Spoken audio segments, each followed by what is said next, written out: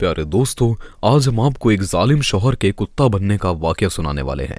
नेक औरत पर जुल्म करने वाला और उसे तंदूर में जलाने वाला आदमी कुत्ता कैसे बन गया और अल्लाह वाले ने क्या किया, आइए जानते हैं। आप इस वीडियो को लाइक जरूर करें। तो चलिए शुरू करते हैं। दोस्तों, किसी जगह एक अल्लाह का नाफरमान बदजुबान इंसान रहा करता था, जिसके पास बहुत पैसा था लेकिन दिल का छोटा और इबादत से खोटा था। दुनिया के सामने तो अपने आप को बहुत ऊंचा बताता ताकि लोग उसकी दौलत को देखकर उसको कुछ ना बोल सकें। जब घर से बाहर निकलता तो अकड़ता हुआ चलता, सिर्फ अपने जैसे अमीरों की महफिल में बैठता और दिखावा करता। किसी मस्जिद के सामने से गुजरता तो अपने दोस्तों में तारीफ करवाने के लिए और अपने आप को जाहिर करने के लिए नमाज पढ़ लेता, लेकिन उसका असल बिल्कुल उलट था। वो मुनाफिक था और इंतहाई कंजूस दौलत पर सांप बनकर बैठा रहता। उसने जिंदगी में जिन लोगों से सबसे ज्यादा नफरत की थी वो थे अल्लाह वाले फकीर दरवेश लोग, वो जो अल्लाह के प्यारे होते हैं, अल्लाह के दोस्त होते हैं। अब जो अल्लाह ताला की जात का मुनकिर था, अल्लाह ताला को ही नहीं मानता था, जबकि कलमा गो था, दिखावे का मुसलमान था, इसके बावजूद वो अल्लाह ताला के फरमान को ना सुनता ना समझता। तो वो अल्लाह वालों पर कैसे यकीन करता, कैसे उनकी मोहब्बत उसके दिल में घर करती। जो अल्लाह का नहीं वो अल्लाह वालों का कैसे होगा। लेकिन जिस औरत से उसकी शादी हुई वो अल्लाह की नेक बंदी थी, वो अल्लाह वालों से बहुत मोहब्बत करती थी और उसके घर वालों ने उसकी तरबियत अच्छे अंदाज में की थी। वो अपने शौहर की खिदमत गुजार थी और शौहर क्या करता है क्या नहीं इसके बारे में नहीं जानती थी। एक आदत जो उसके अंदर बचपन से थी कि वो फकीरों और साहिलों को खाली हाथ घर से नहीं जाने देती थी, बल्कि उनको अपने घर से कुछ ना कुछ देकर भेजती थी। ये उसके वालिदैन की सिखाई हुई बात थी। शुरू में उस गुस्ताख शौहर को यह बात नहीं मालूम थी कि उसकी बीवी फकीरों को खाना देती है। एक दिन उसने अपनी बीवी को किसी फकीर को रोटी और पैसे देते हुए देख लिया।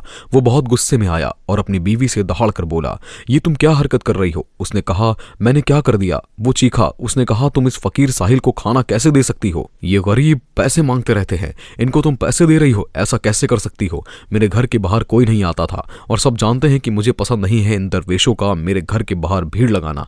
जब से तुम आई हो तब से ही इनकी यहां भीड़ लगली नजर आ रही है। तो वो कहने लगी, ये तो अच्छा अमल है, अल्लाह को भी पसंद है। बेहतरीन अमल किसी भूखे को खाना खिलाना है। आदमी ने कहा, मुझे नहीं पता ये बिना वजह पैसे देते हुए तुमको बुरा लग रहा है या नहीं, लेकिन मुझे बहुत बुरा लग रहा है। इनको देने से कोई फायदा नहीं होता है, कोई सवाब नहीं मिलता, कोई अच्छा अमल नहीं है। ये पैसे मैंने मेहनत से कमाए हैं और मेरी मेहनत की कमाई को इस तरह लुटा रही हो। अभी तो उसने बीवी को आराम से समझाया था, फिर घर से वो चला गया। बीवी सोच में रह गई। एक तरफ शौहर का हुक्म है और एक तरफ दीन का हुक्म, यानी किसी गरीब साहिल फकीर को खाना खिलाना या किसी भूखे को खाना खिलाना। सोचने के बाद उसने खुद कहा कि मैं इनको अपने हाथ से खाना नहीं दूंगी, लेकिन मैं उनके लिए खाने का बंदोबस्त जरूर करवा सकती हूँ, यानी किसी नौकर के जरिए खाना भिजवा दूंगी। इससे मेरा शौहर भी नाराज नहीं होगा और अल्लाह ताला भी मुझसे राजी होगा। अब वो अपने कामों में लगा रहा, एक पाई किसी की मदद के लिए खर्च नहीं करता। उसका गुरूर और तकब्बुर बढ़ गया और अपनी बीवी के साथ भी उसका रवैया बिगड़ता जा रहा था। वो अफसोस करती और आहिस्ता आहिस्ता अपने शौहर की असलियत उस पर खुल रही थी कि ये अच्छा इंसान नहीं है।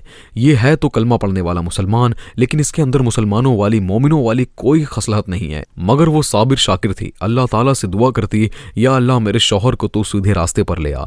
वो उसको अक्सर समझाती कि देखिए अल्लाह ताला ने आपको इतना अता किया हुआ है, अगर इसमें से आप किसी की मदद कर सकते हैं, किसी भूखे को खाना खिला सकते हैं, किसी यतीम बेवा नादार की मदद कर सकते हैं, तो इससे अल्लाह ही खुश होगा। ये दौलत जायदाद पैसा ये सब कुछ तो अल्लाह ताला ने हमें इसलिए दिया है ताकि हम दूसरों के काम आ जाएं। और कंजूसी तो बहुत बड़ा गुनाह है कि हम अपनी दौलत को संभाल कर रखें और किसी की जात पर खर्च नहीं करें। वो कहता, मुझे समझाने की जरूरत नहीं, तुम मुझे कंजूस कहती हो, अपने काम से काम रखो, मैं जानू मेरा खुदा जाने। उसने कहा, आप अल्लाह पर छोड़ रहे हैं, फिर तो अल्लाह ताला का इंसाफ तो बहुत बड़ा है। ऐसा कोई अमल नहीं करे जिससे अल्लाह पाक आपसे नाराज हो। एक दिन वो घर के काम कर रही थी कि दरवाजे पर किसी साहिल ने सदा लगाई, रोटी है तो दे दो। पहले उसने अपने शौहर के हुक्म पर उस साहिल की आवाज को टालना चाहा, यानी अपने कामों में लगी रही, लेकिन फिर उसका दिल घबराया। उसके दिल में ख्याल आया कि हमारे घर में तो रोटी मौजूद है और बहुत ही ज्यादा मिकदार में मौजूद है, खाने वाले कम है और खाना बहुत ज्यादा है, क्यों ना इसको भी इस खाने में शरीक कर लूं, लेकिन कैसे। फिर उसने कहा, हाँ मैंने सोचा था ना कि मैं अपनी नौकरानी के जरिए किसी भी साहिल को खाना खिलवा दूंगी।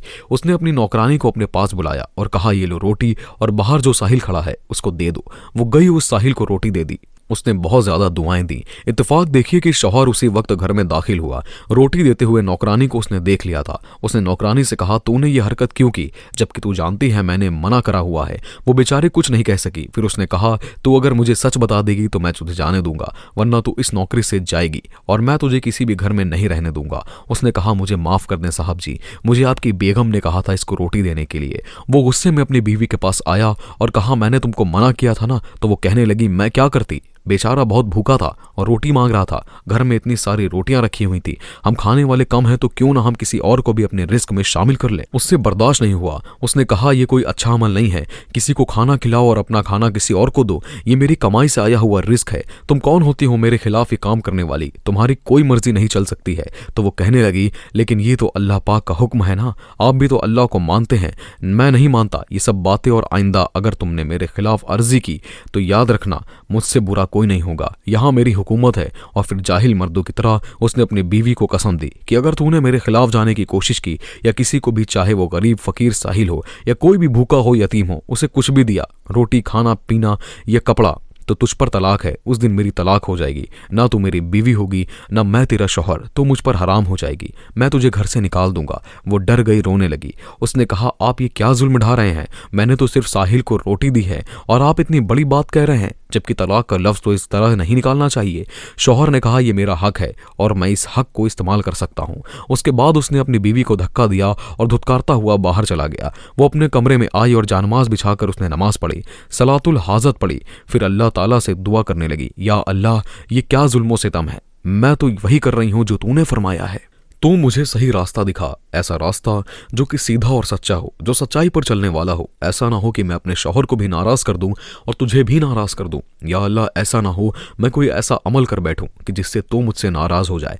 या अल्लाह तो मुझसे नाराज नहीं होना। उसके बाद उसने सब्र कर लिया और अपने शौहर के गुस्से से बचने के लिए उसने खामोशी इख्तियार की। फिर बहुत ही दिन गुजर गए और घर में कोई ऐसे मामलात नहीं हुए। जब भी घर पर कोई साहिल या कोई फकीर आता, रोटी मांगता तो वो नहीं देती थी और सब्र के कड़वे घूंट पी लेती और उस दिन बहुत रोती थी और बहुत दुआ करती थी, या अल्लाह मैं नेकी करना चाहती हूँ लेकिन मेरा शौहर मुझे नेकी नहीं करने देता। या अल्लाह ये दौलत ये पैसा आखिर किस काम का, मेरे शौहर की कंजूसी तू खत्म कर दे। तेरे नेक बंदों को खाली हाथ भेजते हुए मेरा दिल बहुत दुखता है। या अल्लाह मुझे नेकी का रास्ता दिखा दे। वो अल्लाह ताला से बहुत माफ़ी मांगती थी कि मैं क्या करूँ, मैं मजबूर हूँ अपने शौहर के हाथों। अब अल्लाह ताला की करनी ऐसी हुई कि इस बार कोई साहिल फकीर नहीं बल्कि एक अल्लाह वाले उधर आ निकले और ये सब अल्लाह ताला के हुक्म से हुआ था। अल्लाह वाले ने उस नेक औरत के दरवाजे पर सदा लगाई, कोई है जो अल्लाह के नाम पर मुझे रोटी दे।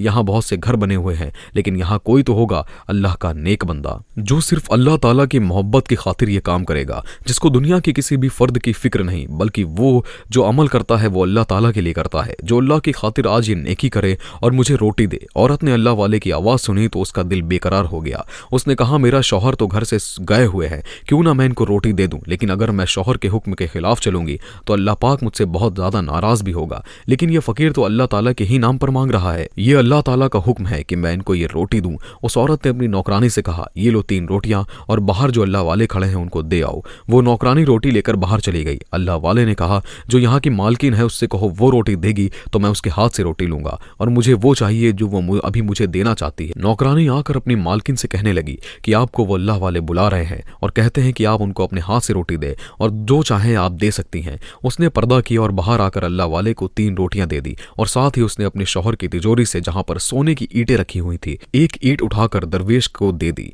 अल्लाह की मोहब्बत इंसान की मोहब्बत से पहले है। याद रखो इस बात को कि अल्लाह का हुक्म किसी भी इंसान के हुक्म पे पहले है। अल्लाह की मोहब्बत हर एक की मोहब्बत से पहले तुम्हें अपने दिल में रखनी है। उसने जो फरमा दिया तुम्हें वही करना है। एक मुसलमान होकर एक मुसलमान की मदद करनी चाहिए, बल्कि यही तो इंसानियत है। तुम्हारा शौहर तुम्हें रोक रहा है इसलिए अल्लाह ताला उससे नाराज है, तुमसे नहीं। अब अल्लाह वाले गली से निकले। वापसी में आपको वही बखील कंजूस शौहर मिल गया। अल्लाह वाले के हाथ में उसने रोटियां भी देख ली और सोने की ईंट भी। उसको शक हुआ कि ये ईंट तो मेरी तिजोरी में थी। उसने पूछा तुम्हें ये रोटियां और ये सोने की ईंट किसने दी है? अल्लाह वाले ने उसके घर की तरफ इशारा किया कि मुझे वहां से मिली है, बड़ी भली और नेक खातून है, मुझे भूखे को रोटी भी दी और ये सोने की ईंट भी दे दी। ये क्या बात है, ये इतना बड़ा दिल आज तक नहीं देखा। अल्लाह वाले तो आगे बढ़ गए लेकिन वो बखील कंजूस गुस्से में खौलता हुआ तेज कदमों से घर की तरफ चल पड़ा और घर पहुंचकर बीवी से बोला मैंने तुझे कसम नहीं दी थी कि किसी भी साहिल को कुछ नहीं देना, तूने तो रोटी भी दे दी और मेरी तिजोरी से तूने सोने की ईंट भी उठाकर दे दी। बीवी बोली साहिल ने अल्लाह ताला के नाम पर सवाल किया था लिहाजा मैं रद्द नहीं कर सकी। अल्लाह का नाम लिया था और मैं अल्लाह ताला के नाम पर कुछ भी कर सकती हूँ। सोने की ईंट क्या चीज है? मैंने आपकी नाफरमानी नहीं की है, ना ही मेरे दिल में आपसे बगावत थी, ना ही मैं आपकी बेवफा हूं, लेकिन मैं अल्लाह ताला के नाम पर ये सब कर रही थी। शौहर बोला अच्छा अल्लाह ताला का नाम तुझे बहुत पसंद है, अल्लाह ताला से बहुत मोहब्बत करती है जिसके नाम पर तूने उस साहिल और भिखारी को मेरी सोने की ईंट दी। अगर तू ये सब कर सकती है तो उसके नाम पर अपनी जान भी दे दे। औरत कहने लगी, हाँ मैं अल्लाह ताला के नाम पर अपनी जान भी दे सकती हूँ अगर यही मेरी मोहब्बत का सबूत है। वो चीखा कि बहुत अल्लाह अल्लाह करती है, तो अब देखता हूँ तुम्हारा अल्लाह तुम्हें कैसे बचाता है। तो कहने लगी, क्यों तुम अल्लाह को नहीं मानते हो, तुम भी तो मुसलमान हो। आदमी कहने लगा, हाँ मैं मुसलमान हूँ, लेकिन मैंने अब तक कोई भी करिश्मा नहीं देखा। तो बीवी ने कहा, अल्लाह ताला का करिश्मा देखने के लिए क्या उसको आजमाना चाहते हो? ये जान, ये नेमतें, ये सब उसका ही नवाजा हुआ है। उसने कहा, तुम्हारी जुबान बहुत चलने लगी है, चलो अपनी जान अल्लाह ताला के नाम कर दो। कंजूस आदमी ने जल्दी से तंदूर को गर्म किया। जब तंदूर सुर्ख हो गया तो उसकी बीवी से कह उठा, अल्लाह ताला के नाम पर तंदूर में दाखिल हो जा, मैं देखता हूं तेरा रब तुझे कैसे बचाता है। औरत खड़ी हो गई और अपने जेवरात लेकर तंदूर की तरफ चल पड़ी। उसने बिस्मिल्लाहिर्रहमानिर्रहीम पढ़ी और जल्दी से तंदूर में घुस गई और उस बदबख्त ने तंदूर को बंद कर दिया और सोचा, एक अजाब से जान छूटी मेरी, बहुत मुसीबत में डाल दिया था इसने। मेरी दौलत को ऐसे लुटा रही थी कि जैसे उसने अपने हाथ से कमाई हो। वो बहुत खुश था, किसी को पता भी नहीं चलेगा। 3 दिन गुजर गए। तीसरे दिन वो अल्लाह वाले फिर से उसके दरवाजे पर आए और कहा, रोटी है तो दे दो, अल्लाह ताला के नाम पर कोई देने वाला है कोई सखी, कोई गनी है?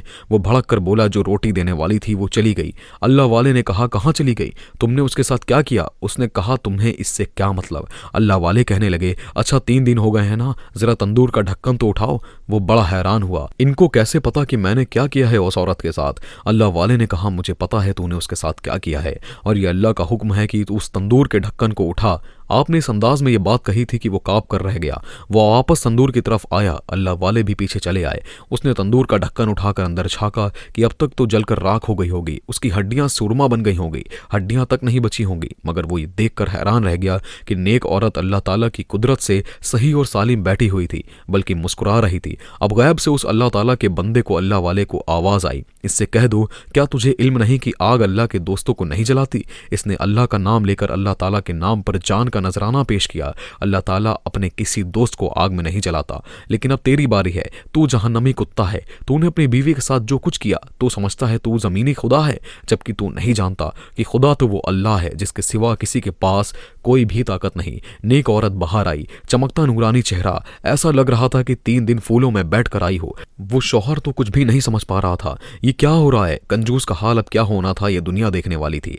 दुनिया को पता चलने वाला था कि जो अपनी दौलत को संभाल कर रखता है, समेट कर रखता है और अल्लाह की राह में खर्च नहीं करता, तो अल्लाह ताला उसका अंजाम क्या करता है। अब उसकी शक्ल कुत्ते जैसी बन गई और उसे आग में धकेल दिया गया और आग में वो जलकर खाक हो गया। माल को समेट समेट कर रखने वाला माल को बरत नहीं सका और जहन्नमी कुत्ता बन गया। अल्लाह वाले ने उस औरत से कहा, ऐ नेक औरत, तुमने अल्लाह ताला की राह में ही खर्च करना है। याद रखना, ये इंसान तुम्हें अल्लाह ताला की जात से हटा देता और एक दिन तुमसे कहता कि तुम अल्लाह ताला को भी भूल जाओ, और ये बात कभी मुमकिन नहीं होगी। इसलिए इसका अंजाम ऐसा हुआ है। अगर इसको अकल आनी होती तो अल्लाह पाक इसे इसी वक्त अकल दे देता, ये माफी मांग लेता, तौबा कर लेता, लेकिन ये सुधरने वाला नहीं था। और जब रब की रस्सी खिंचती है तो इंसान को दुनिया में ही उसका अंजाम दिखता है। तो दोस्तों, आज की वीडियो में इतना ही। अस्सलाम।